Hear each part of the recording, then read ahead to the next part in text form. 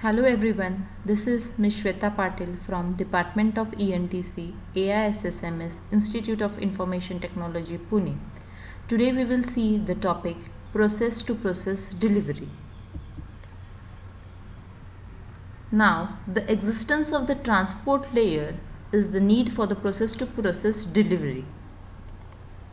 The data link layer is responsible for delivery of the frames between two neighboring nodes over a link. This is called as the node-to-node delivery.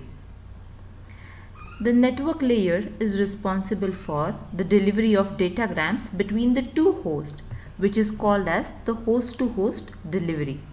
When we are communicating on the internet, it is not defined as an exchange of data between two nodes or between two hosts.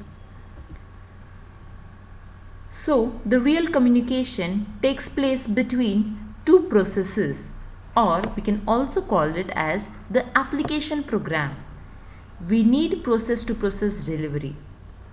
At any moment, several processes may run on the source host and several processes may run on the destination host. To complete the delivery, we need a mechanism to deliver data from one of this process running on the source host to the corresponding process which is running on the destination host.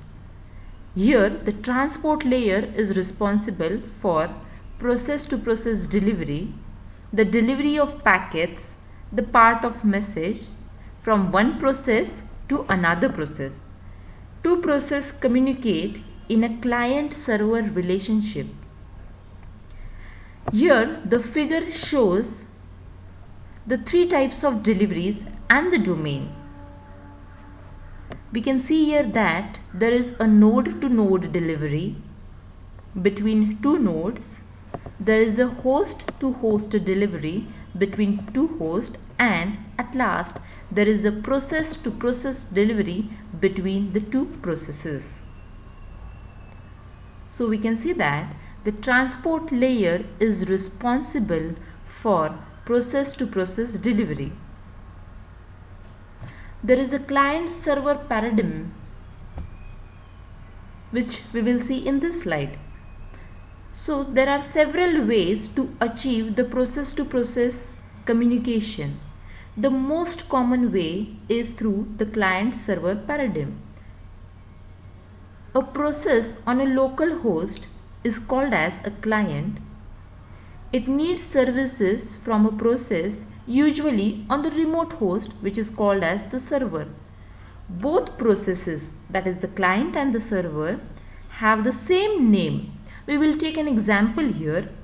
To get the day and time from a remote machine, we need a daytime client process running on the local host and the day and time server process which is running on the remote machine.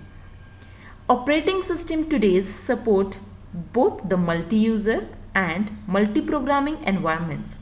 A remote computer can run several server programs at the same time, just as the local computer can run one or more client programs at the same time. For the communication, we must define the following things, which is first is the local host, then the local process, the remote host and the remote process. So this was a short introduction about the process to process communication. Thank you.